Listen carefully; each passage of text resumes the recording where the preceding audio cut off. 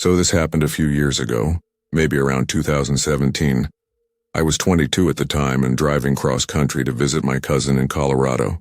I had just finished college and wanted to clear my head before diving into work life. Somewhere between Indiana and Kansas, I started getting super sleepy behind the wheel. My eyes were heavy, music wasn't helping, and my coffee had long gone cold. I figured I'd better stop before I dozed off and wrapped my car around a tree. I saw a faded green sign for a place called Marrow Creek, a little town I'd never heard of, and decided to pull off. There were only a couple gas stations and one motel, the Creekside Lodge. It sat right next to a broken-down diner with flickering neon letters that just said "Din."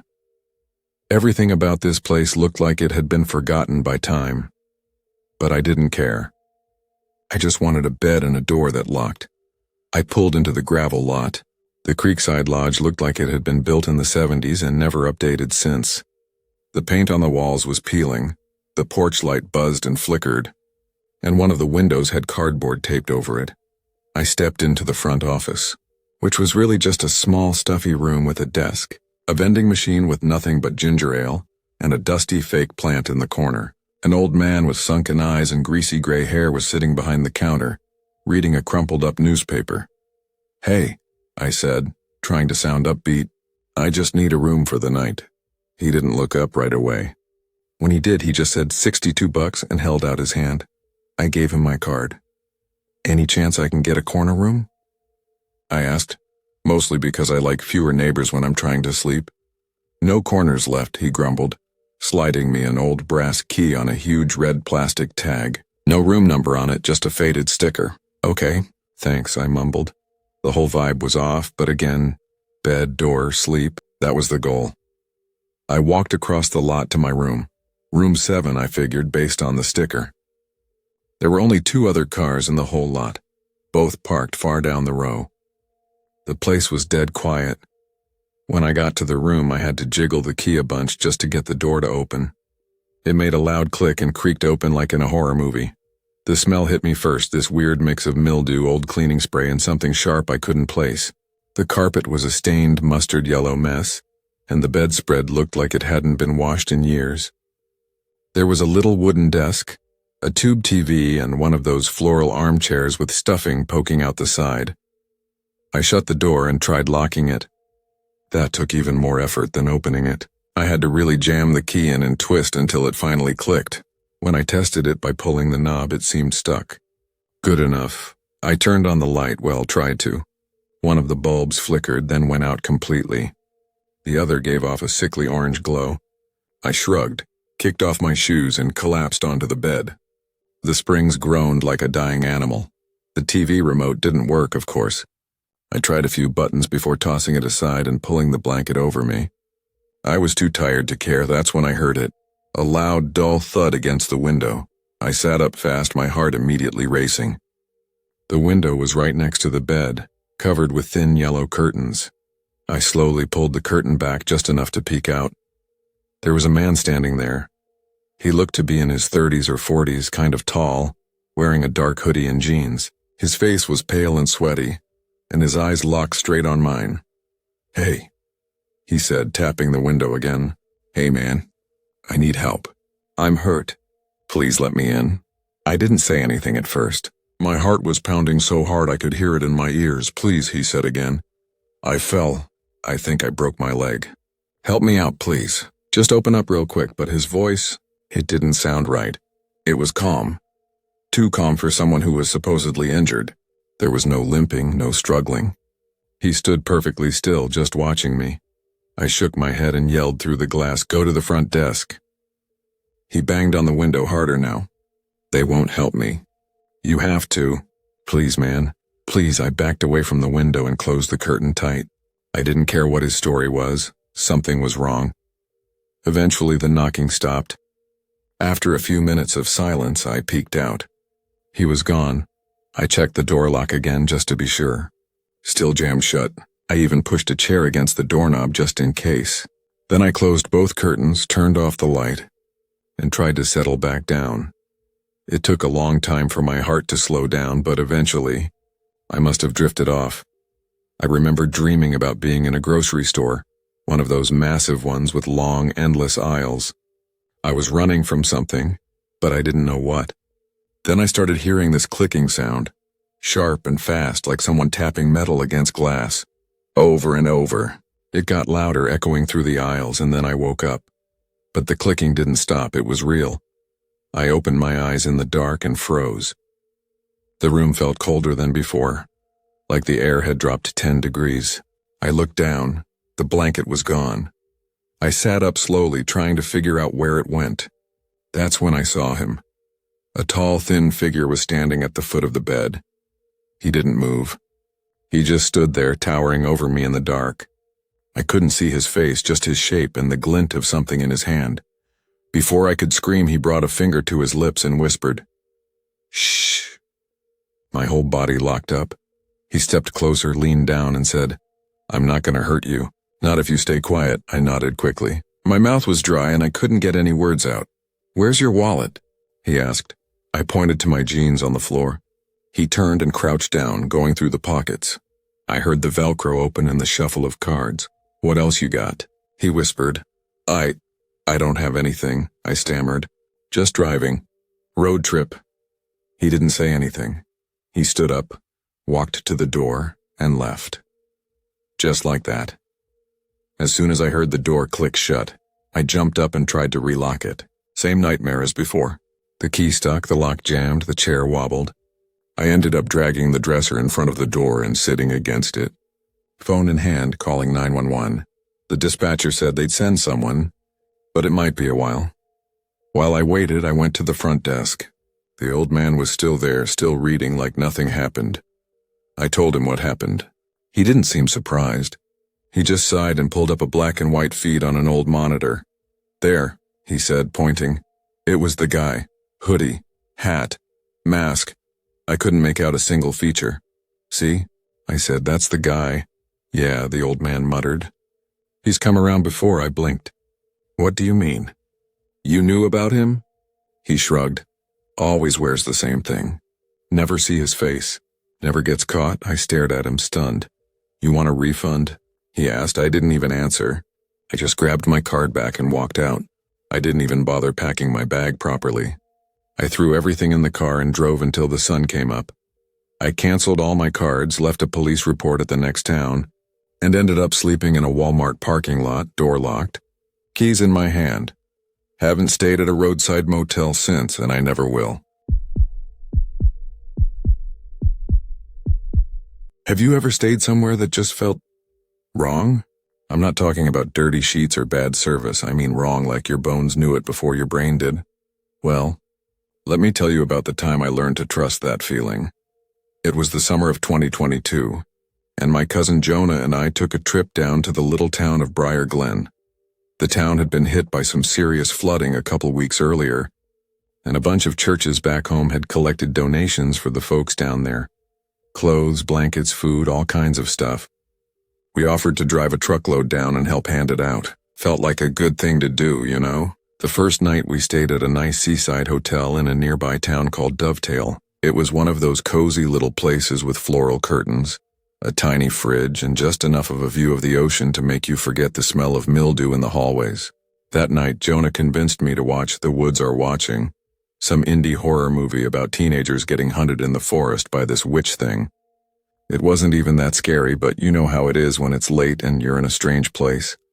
The shadows start to move funny, and every creak feels like someone creeping toward your door.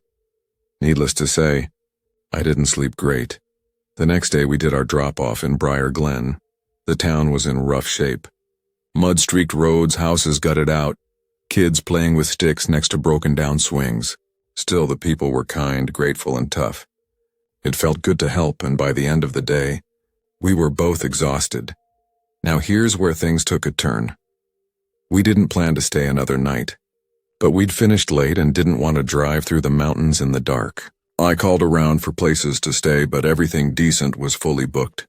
One lady on the phone actually laughed when I asked if they had a vacancy. So we ended up at this place called Pine Shadows Motel, just outside of town. It was wedged between a scraggly forest and this dried-up lake bed called Silver Pine Lake.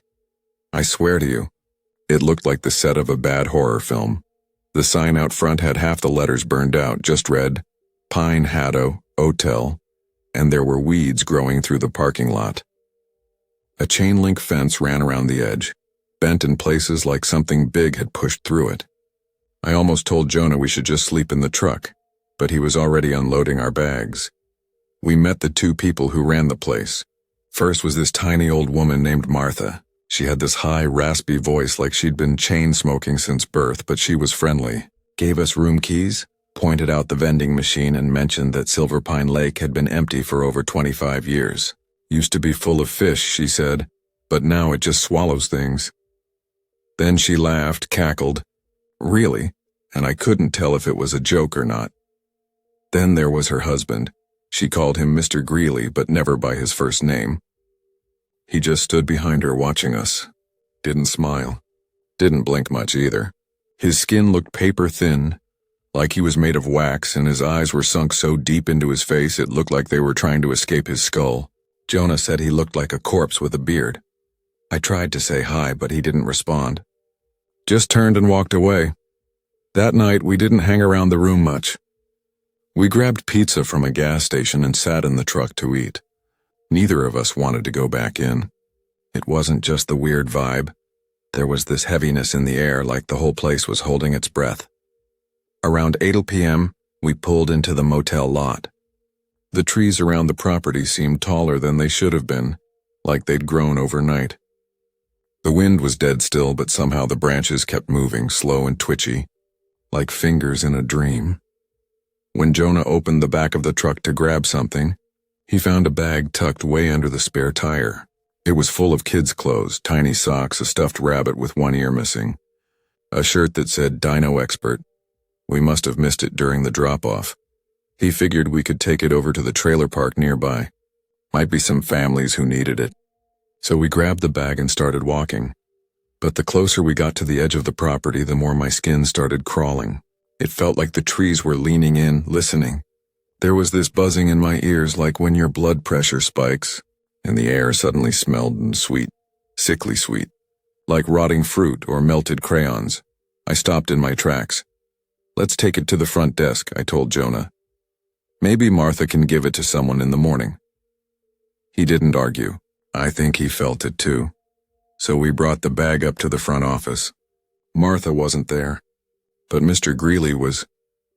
Jonah asked if we could leave the bag with him to pass along to one of the families in the trailer park. That was the first time he said anything to us. He looked at the bag. His eyes twitched. Then he leaned in real close, way too close, and said, I ain't going anywhere near that place. Not again. Not ever. Then he turned and walked into the back room, door slamming behind him. We just stood there, stunned. Back in the room, we tried to shake it off. Took showers, watched some dumb reality show, but I couldn't relax. The walls were too thin, the light too dim, and every sound felt like a whisper aimed right at my spine. Jonah fell asleep fast. He could sleep through an earthquake. But I just laid there staring at the ceiling. At 2:17 a.m. I was still awake. That's when I heard it. Cars racing up and down the gravel driveway, fast. Too fast. No headlights, just the crunching of tires and the occasional squeal. I peeked out the curtain, but there was nothing there. Just dark trees and that dry, empty lake. Then it got worse. A soft blue light started to seep into the room, thin strips of it pouring in from around the door frame, like someone had a flashlight pointed right at the door. But it wasn't a flashlight. It was too even, too still, like the light itself was waiting. Then came the whispers. Not loud. Not angry, just soft, steady, and wrong. They sounded like a dozen voices talking backward at once, like a prayer recited in reverse. I couldn't move. I was frozen. Every part of me screamed to wake Jonah, but I couldn't lift a finger. The door handle rattled just a little, like someone was testing it. Then everything stopped. The light disappeared. The voices cut off. Silence. I laid there, heart pounding in my throat for at least 3 minutes. Maybe longer. Finally, I managed to shake Jonah awake. I told him everything. At first he laughed, thought I was messing with him, but then he got quiet. He said he'd heard something too, not the cars or the whispers, but scratching. Inside the walls. Right behind the headboard, he pointed to the wall, told me to listen. At first, there was nothing. Then, scratch, scratch, scratch, slow, deliberate, like claws dragging across wood from inside. That was it. We packed in under 5 minutes. Left the room key on the nightstand and bolted for the truck. Didn't even stop to zip up my bag. We were back on the road by 2:32 a.m. I don't know what was going on at Pine Shadows Motel. I don't want to know. All I can say is this. If you're ever driving near Briar Glen and you see a broken sign for a place near a dried-up lake, keep driving. Whatever's out there, it doesn't sleep.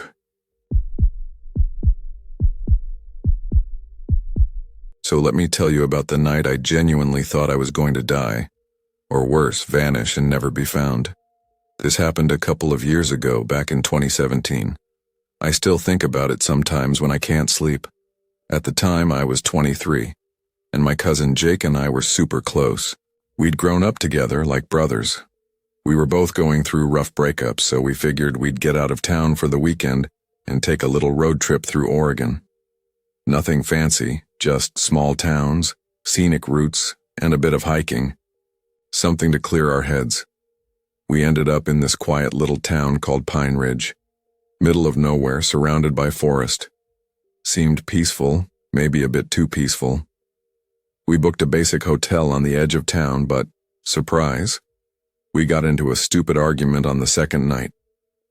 I honestly can't even remember what it was about. Something dumb, like what playlist to put on during the drive the next day. It escalated fast, though. He stormed off to the hotel bar, and I didn't feel like sharing a room with him after that. I didn't want to drop another $100 on a room at the same place, so I drove a few miles out, thinking I'd find something cheaper. That's when I saw it. The Pines Motel. No neon lights, no website, just a crooked wooden sign by the road. It looked like it hadn't changed since the 70s, but the vacancy sign was lit, and I figured, whatever, it's just one night. I walked into the tiny front office. It smelled like mothballs and old coffee. The guy behind the desk was off. Mid-50s, gray hair, yellow teeth. Didn't say much, just slid over a key and told me I was in room 6. I paid in cash, only $50, and walked down the short row of rooms under a flickering light. Here's where things started to feel weird. Room 5, the one right next to mine, had the door cracked wide open. Nobody around, just the soft bluish glow of a TV screen lighting up the inside. I glanced in as I passed, not being nosy, just curious. But there was something wrong. The bed was made, the curtains were drawn, and yet the TV was on. No sound, no movement, just silence and blue light. I kept walking, told myself it was none of my business. Maybe someone forgot to close the door. Maybe they went to grab ice or something. My room looked like every low-budget motel room you've ever seen. Floral bedspread, scratchy carpet, bulky TV, and a weird dusty smell like old plastic and mildew, but it was clean enough. I flopped onto the bed, turned the TV on for background noise, and started scrolling through my phone. That's when I heard it. A low sound like whispering, or maybe a radio turned way down. I figured it was just the TV, so I muted it. The sound kept going. I got up, walked around the room, and realized it was coming from the wall, the one between my room and room 5. Now I know what you're thinking. Probably just people talking in the next room, right? Except it didn't sound like talking. It was this wet, raspy kind of whisper. Too quiet to make out the words, but too strange to ignore. And it would stop suddenly, like someone holding their breath when they thought they were being heard. Then it would start again. Scratchy and soft and unsettling. I tried to shake it off, told myself I was just tired. I climbed into bed, turned off the TV, and tried to fall asleep. Then came the banging. Loud. Sudden. Right on the wall behind the bed. I jumped up so fast I nearly fell off the mattress. I sat there frozen, waiting. Another bang. Then another. 3 sharp knocks like a fist slamming into the wall right behind my head. I said, out loud. What the hell? I got up, heart pounding, and pressed my ear to the wall. Silence. Then tap, tap, tap. It felt like something was on the other side, waiting for me to respond. Against my better judgment, I decided to go next door and tell whoever it was to knock it off. The door to room 5 was still cracked open, just like before. The blue light from the TV still flickered inside, but the volume was gone. I knocked once on the open door and said, "Hey, everything all right in here?" No answer. I stepped in. The room was ice cold, way colder than mine. I checked the thermostat. It was broken, blinking 88 over and over. Nobody in the bed. Nobody in the chair. The bathroom door was wide open, light off. I took a few more cautious steps inside. That's when I saw the sticky note. It was right in the middle of the TV screen, bright yellow, impossible to miss. Written in shaky, dark letters were the words, "Check under the bed." I stood there staring at it. My skin went cold. I felt like the air had thickened, like I couldn't breathe right. Every instinct in me screamed, "Get out." I dropped the note. Without touching it, backed out of the room and slammed the door shut. I ran back to room 6, locked the door, shoved the chain across, and leaned against it, trying to catch my breath. I texted Jake, told him I'd gone to a cheap motel, and something weird was going on. He called me instantly. I picked up and started explaining, whispering into the phone. Then came another sound. Bang, bang, bang. The same wall. Louder this time.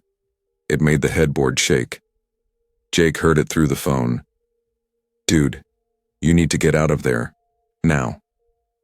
I told him I'd go to the front desk, see if I could get my money back or at least get help.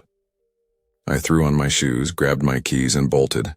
The guy at the front desk was still there. I told him someone was in the room next to mine, banging on the wall and leaving creepy notes. He didn't even flinch. He just looked up and said flatly, "There's nobody in room 5. Hasn't been for a week." I stared at him. "What?"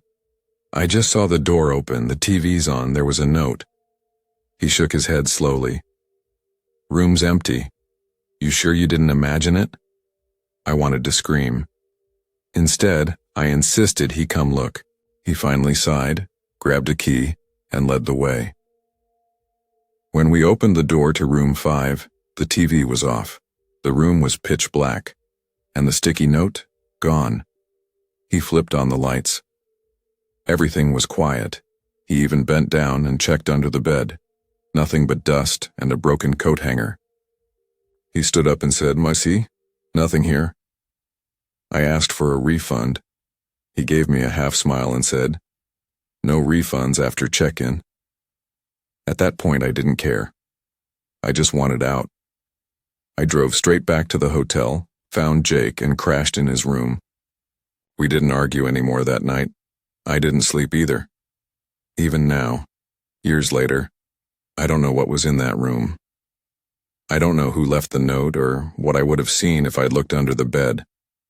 But sometimes, when I close my eyes, I can still hear whispering, low and wet like something trying to breathe through water. And I always wonder, what if I had looked?